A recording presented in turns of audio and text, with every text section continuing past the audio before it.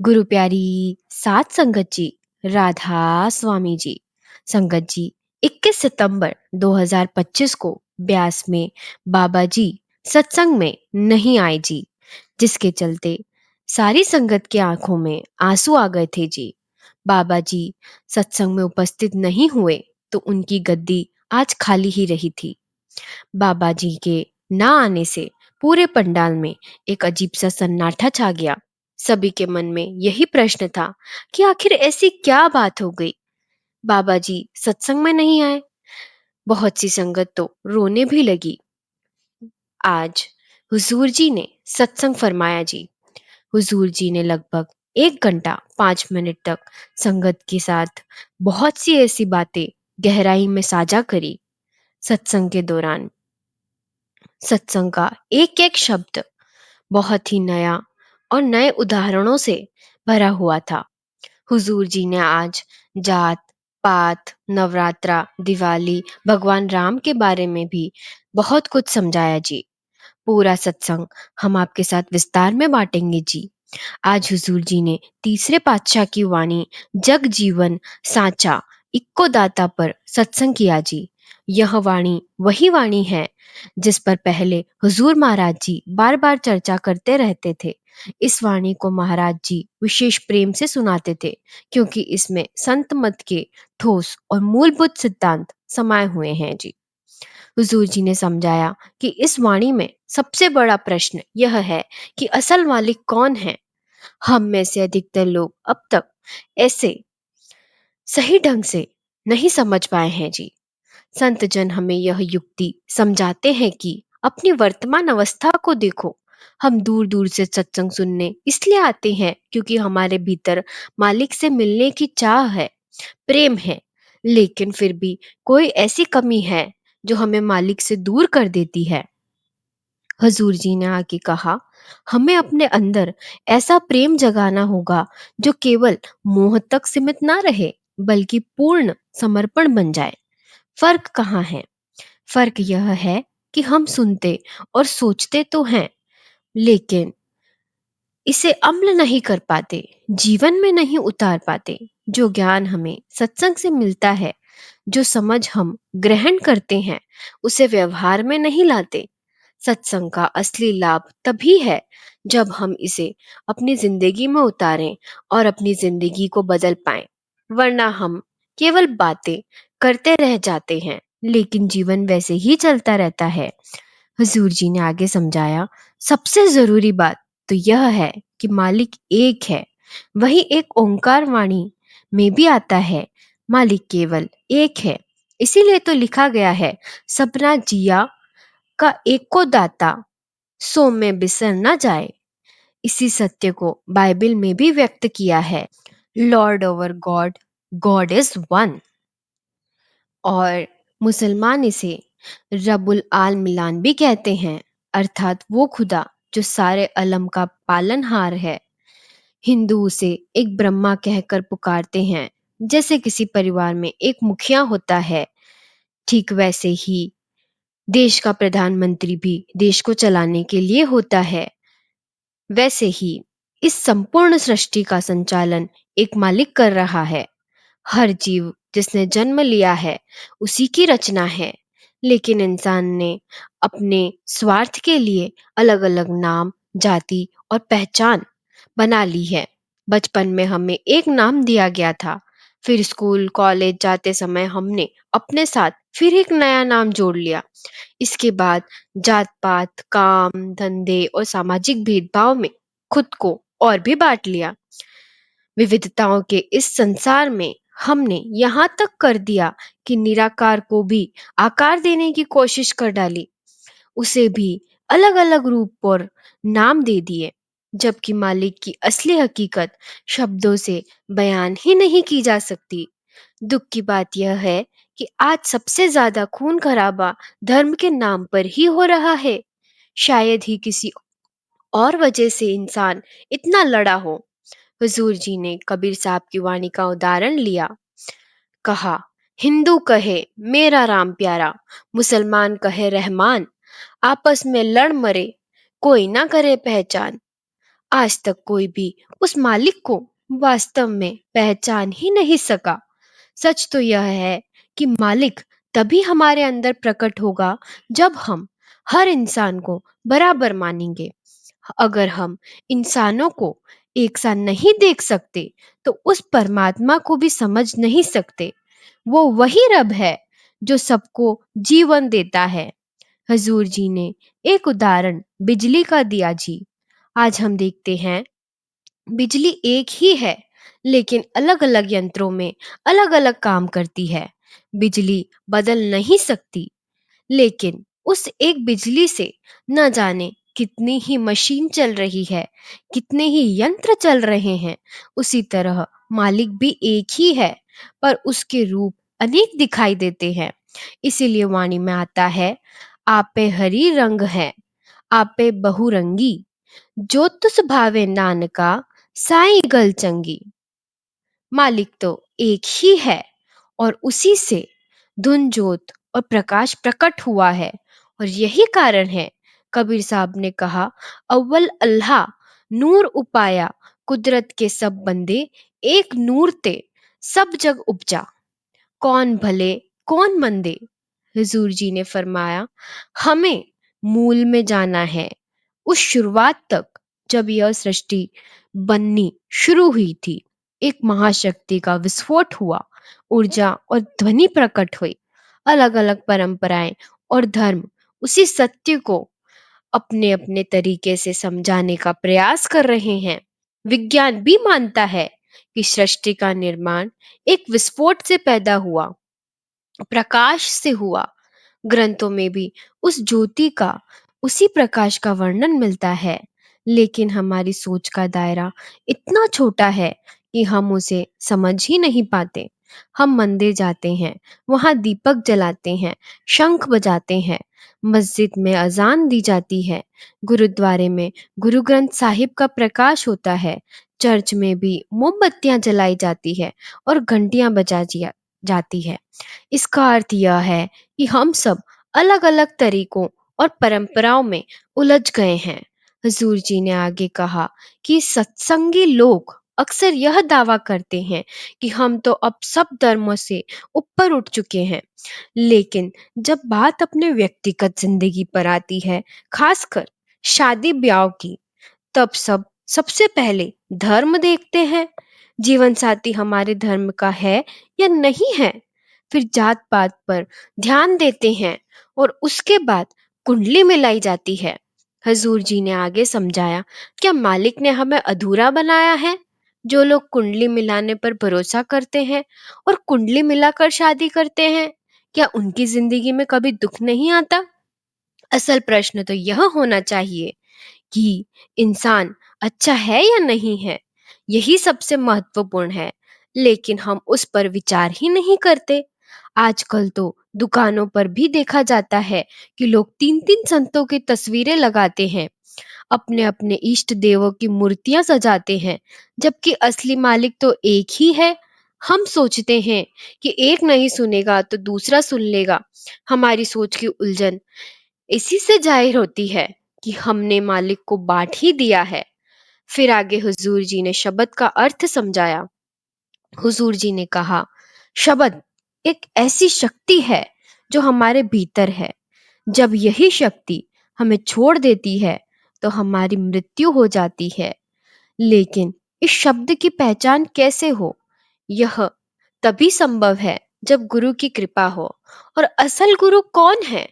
हजूर जी ने समझाया कि शब्द ही गुरु है और आत्मा उसकी शिष्य।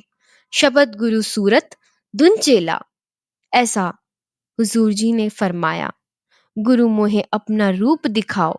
यहाँ स्वामी जी का मतलब बाहरी रूप से नहीं है, बल्कि अंदर के दर्शन से। हमें अपने बलबूते पर गुरु को खोज नहीं करना चाहिए। बाहर का गुरु भी जरूरी है, लेकिन असली संत की पहचान करनी सीखनी होगी। वह पहचान अपने अंदर ही होगी। हजूर जी ने कहा, सच्चा संत वही है जो केवल शब्द का प्रचार करता है, जो धर्म जात पात के भेद को मिटाकर सभी को एक मानता है। वो किसी से मांग कर अपनी जीविका नहीं जुलाता। अगर कोई व्यक्ति मांग कर ही गुजारा कर रहा है तो वह हमारी पूजा के योग्य नहीं है। हजूर जी ने आगे समझाया, क्या बहते हुए पानी में अपनी छवि साफ दिखाई देती है? नहीं ना। जब पानी स्थिर होता है तभी उसमें प्रतिबिंब दिखता है। ठीक वैसे ही जब हमारा मन ठहरा होता है, ध्यान एकाग्र होता है, तभी असली सच्चाई का अनुभव होता है। आगे हजूर जी ने समझाया, सबसे पहली और मूल बात तो यह है कि हमारा यह शरीर कोई साधारण वस्तु नहीं है। यह भीतर ही भीतर एक अमृत का सर है, एक ऐसा खजाना जहां सच्चाई का अमृत भरा हुआ है। शरीर को व्यर्थ मत समझो, यह जीवित परमात्मा का मंदिर है। यही एक सरोवर है जिसमें संत लोग नाम का स्नान करने की शिक्षा देते हैं। संत पुरुष हमेशा समझाते हैं कि मनुष्य जन्म अनमोल है। असंख्य जन्म हमने कीड़े मकोड़े के रूप में बिताए हैं। कभी पेड़ पौधे बने, कभी पक्षी बने, कभी पशु बने, कभी किन किन जोनियों में हम भटके। तभी तो वाणी में आया है, लख 84 जूनी सभाई, मानुष को प्रभु दी बढ़िया आई। लाखों जूनियों में घूमने के बाद ही हमें यह दुर्लभ मानव शरीर मिला है ताकि हम प्रभु की महिमा कर सकें। आज इंसान ने विज्ञान की मदद से अंतरिक्ष तक की उड़ान भरी है, समुंदर की गहराई को छू लिया है, ग्रह नक्षत्र तक पहुंच चुके हैं। लेकिन अफसोस यह है कि अपनी जड़ों से ऊपर उठने की कोशिश अभी भी अधूरी है। पशु केवल प्रतिक्रिया करते हैं, वही स्वभाव हम में भी है। कोई हमें ऊंचा नीचा कह दे तो हमें भीतर एक ज्वालामुखी फोड़ देता है। सोचो, जानवर भी किसी स्थान पर बैठते हैं तो उसे साफ करके बैठते हैं, पर हमारे मोहल्लों का हाल देखो, कचरे से भरे पड़े रहते हैं। जानवर वफादार होते हैं और हम वफादारी तो अपने निजी रिश्तों में भी नहीं निकाल सकते। गुरुजन समझाते हैं कि हम कर्म कांडों में इतना उलझे हुए हैं कि असली सार भूल बैठे हैं। इसीलिए वाणी कहती है, एक का संगत एक हु ग्रह, बसते मिल बात न करता भाई।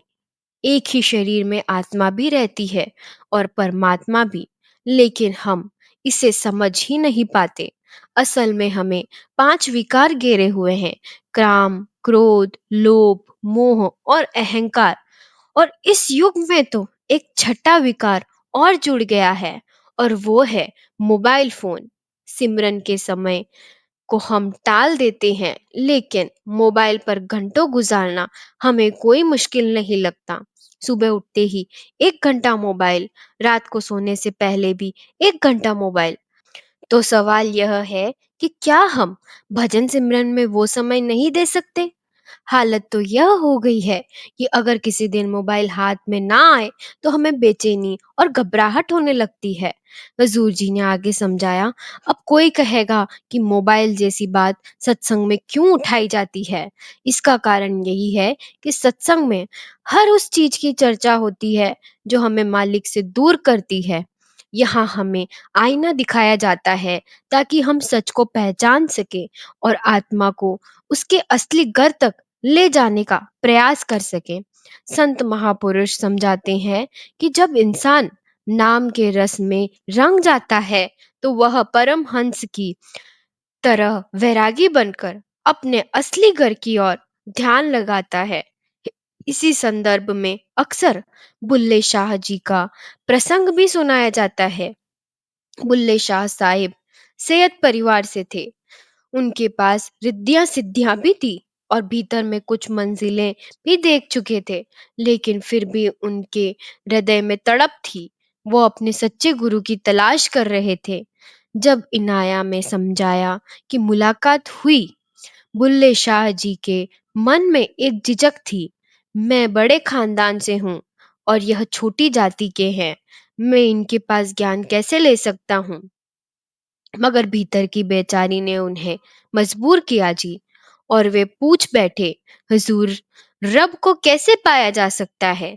शाह इनायत जी ने सीधा उत्तर दिया, बुल्ला, रब दा कि बाणा इधारो पुटना उधारो लाना, नजर बाहर से हटाकर भीतर के शब्द में लगानी है। यही है असली रास्ता।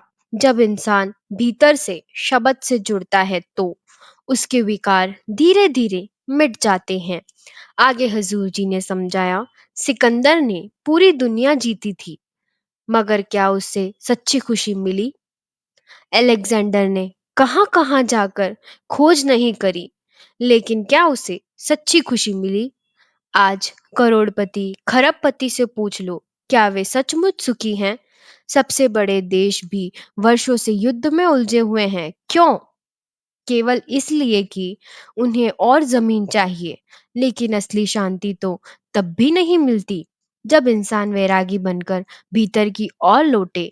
संत बताते हैं, जो जीवित रहते हुए मरना सीख जाता है, उसे फिर बाहरी दुनिया की हलचलों से प्रभाव नहीं पड़ता। वो दुनिया की हलचलों से प्रभावित नहीं होता। हुजूर जी ने समझाया, ध्यान हमें कहाँ लगाना है? तीसरे नेत्र पर। जब साधक तीसरे नेत्र पर ध्यान टिकाता है, तभी भीतर से दिव्य दर्शन होते हैं। वही दर्शन असली हैं और वहीं से परमानंद मिलता है। पढ़ने सुनने भर से कुछ नहीं होता। वाणी कहती है, पढ़ पढ़ पोथी अवर समझाए, घर जलते ही खबर न पाए। आज हम पंडितों के पास भागते फिरते हैं, कुंडलियां निखारते फिरते हैं, धागे बंधवाते हैं, दिशाएं बदलते हैं, कभी दरवाजा इधर कभी उधर खड़खड़ाते हैं। लेकिन अगर भाग्य केवल पंडित ही बदल सकता तो करोड़पति कभी दुखी ही ना होता। और मंत्री अपनी कुर्सी कभी ना छोड़ता। सच तो यह है कि ना पंडित हमारी किस्मत बदल सकता है, ना कोई बाहरी उपाय हमारे भाग्य को बदल सकता है, तो वह केवल नाम है। सब कुछ हमारे अपने कर्मों का फल है। इसीलिए कहा जाता है, हर काम सोच समझ कर करो। हवन करने अनुष्ठान करने से पहले विवेक जरूरी है। और जब परम मार्ग की बात आती है तो उसमें हर सवाल का उत्तर मिल जाता है। तो कमी कहाँ है? कमी केवल हमारे कर्तव्य पालन और अभ्यास में है। मन का स्वभाव भी अजीब है। मन खिन खिन भ्रमों में उलझ जाता है, इधर उधर उड़ता है। 15-16 घंटे हमारा ध्यान दुनिया में बिखरा रहता है, सांसारिक कार्यों और इच्छाओं में डूबा रहता है। फिर उसके बाद हुजूर जी ने बोला कि त्योहारों का मौसम आने वाला है। पहले नवरात्रि, दशहरा, दिवाली आएंगे। अब सवाल यह है कि त्योहार क्यों मनाए जाते हैं? नवरात्रि में हम कहते हैं कि हम सात्विक भोजन करेंगे, लेकिन क्या मालिक 9 दिन ही आते हैं? 9 दिन ही हमें सात्विक भोजन करने का उपदेश देते हैं, बाकी दिन नहीं आते। नवरात्रि माँ दुर्गा की उस विजय गाथा के प्रतीक है, जब उन्होंने 9 दिन तक युद्ध करके जिद हासिल करी थी। संदेश यही है कि संघर्ष से ही विजय मिलती है। औरत का आदर करना, उसकी शक्ति को पहचानना ही असली शिक्षा है। सिर्फ 9 दिन में अच्छे बन जाना और बाकी दिन फिर से वही काम करना, यह बिल्कुल गलत है। हमने त्योहारों का मतलब ही बदल कर रख दिया है। त्योहार हम अपनी मर्जी के अनुसार मनाते हैं। हुजूर जी ने आगे समझाया, हालत तो यह है कि दिवाली तक आते आते हम जुआ, ताश, शराब और व्यसनों में उलझ जाते हैं। त्योहार जिनका मकसद आत्मिक शिक्षा और अनुशासन था, वही आज भोग विलास और लतों में बदल गया है। आगे हुजूर जी ने श्री राम भगवान का प्रसंग सुनाया जी।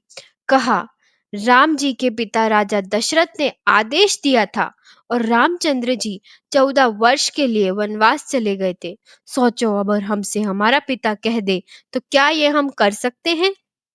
हम तो यह बोल बैठते हैं कि बापू को क्या पता, उन्हें तो समझ ही नहीं है। जबकि श्री राम जी तो स्वयं राजा थे, महापुरुष थे, परंतु उन्होंने पिता के वचन को सिर्फ अपनाया ही नहीं था, बल्कि अपने सिर मत्थे लगाया था और तुरंत वनवास के लिए चले गए। हजूर जी कहते हैं, आज हम अपना जीवन केवल इकट्ठा करने और जोड़ने में गवा रहे हैं। त्योहार जरूर मनाओ, लेकिन उनकी असल शिक्षा को भी समझने की कोशिश करो। त्योहार सिर्फ मौज मेला करने के लिए नहीं आते, बल्कि त्योहार के पीछे की सोच को, उन महापुरुषों की शिक्षाओं को जरूर समझो और अपने जीवन में उतारो। आगे फिर हजूर जी ने बड़ी ही गहराई में एक बात बताई।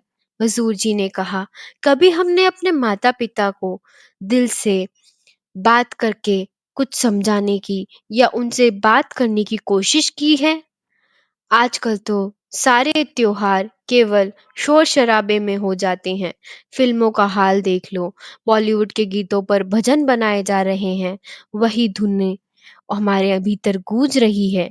जब मन हर समय ऐसी धुनों में उलझा हो तो ध्यान परमार्थ की ओर कैसे जाएगा? एकाग्रता कैसे आएगी? परमार्थ में सवाल उठाना बहुत जरूरी है। सवाल होंगे तभी उनके उत्तर मिलेंगे, तभी सच्चा शब्द और उसकी धुन को हम समझ पाएंगे। फिर हुजूर जी ने बुल्ले शाह जी का वाणी का उदाहरण दिया। उन्होंने कहा, सिर गिरते गिरते थक गए, माथे घिसते घिसते थक गए, फिर कुछ भी हासिल नहीं हुआ। गुरु नानक देव जी यही समझाते थे कि चाहे बरसों पढ़ो, महीने पढ़ो, उम्र भर सांस सांस पढ़ते रहो, लेकिन अंत में असली बात केवल एक ही है। ज्यादा पढ़ने सुनने से अक्सर अहंकार आ जाता है। वो अहंकार कब खत्म होगा? तभी जब हम अपने आप को शब्द के साथ जोड़ेंगे। हजूर जी ने आगे कहा कि दिन रात हम जलते रहे हैं, हमारे भीतर लोभ नाम का कुत्ता लगाकर भौंकता रहता है। संतोष कब आएगा? जब हम भीतर जाकेंगे। आज चारों ओर देखो तो हर तरफ हाहाकार मचा हुआ है, बरसों से लड़ाइयां चल रही है। हजूर जिया ने आगे कहा, क्या हम मालिक को शुक्रिया अदा करते हैं? मालिक ने हमसे क्या मांगा है? केवल दिन का 10% समय। हम उसे भी सही ढंग से नहीं देते। मुक्ति का मार्ग क्या है? केवल एक नाम की कमाई। जब तक हमें पूरा सद्गुरु नहीं मिलता, तब तक हमें हमेशा किसी न किसी सहारे की आवश्यकता पड़ती है। बचपन में माता पिता हमें चलना सिखाते, बड़े होते हैं तो शिक्षक हमें पढ़ना लिखना सिखाते हैं। काम काज सीखने के लिए भी किसी गुरु की जरूरत होती है। इसीलिए वाणी में भी स्पष्ट रूप से कहा गया है, बिन सद्गुरु कोई नाम ना पाए। ईश्वर ने यह व्यवस्था बनाई है, यह हमारे वंश की बात नहीं है। मुक्ति तभी संभव है जब उसकी दया, उसकी कृपा, उसकी बख्शीश होगी। संगत जी, हुजूर जी ने यह सब बातें समझाते हुए वातावरण को एकदम सन्नाटेदार और गंभीर बना दिया, क्योंकि हर एक एक लफ्ज जो उनके मुख से निकल रहा था, वह संगत के सीधा दिल पर लग रहा था। हुजूर जी ने आखिर में निवेदन किया कि हमें इन कर्म कांडों से ऊपर उठकर उस सच्चाई को पहचानना है जो सिर्फ भजन सिमरन के अभ्यास से समझी जा सकती है। वो पहचान उसकी मेहर और कृपा से मिलती है। इसके बाद पाठी साहिब ने शब्द का अंतिम भाग पढ़ा। फिर हुजूर जी ने अगले सत्संग की घोषणा करी। हुजूर जी के साथ पाठी सुनील जी थे, जिन्होंने बहुत भावपूर्ण ढंग से शब्द प्रस्तुत किए जी। संगत की इतनी भीड़ थी कि पूरा पंडाल भर चुका था। बहुत ही ज्यादा संख्या में लोग आए थे। हुजूर जी ने अपना यह सत्संग बहुत ही अच्छे, गहराई और प्रेरणादायक तरीके से सभी लोगों को समझाया। इसी के साथ संगत जी, आप सभी से विनती है कि वीडियो अच्छा लगे तो कमेंट बॉक्स में राधा स्वामी जी जरूर लिखें और अपने इस चैनल को सब्सक्राइब करें जी। गुरु प्यारी सात संगत जी, राधा स्वामी जी।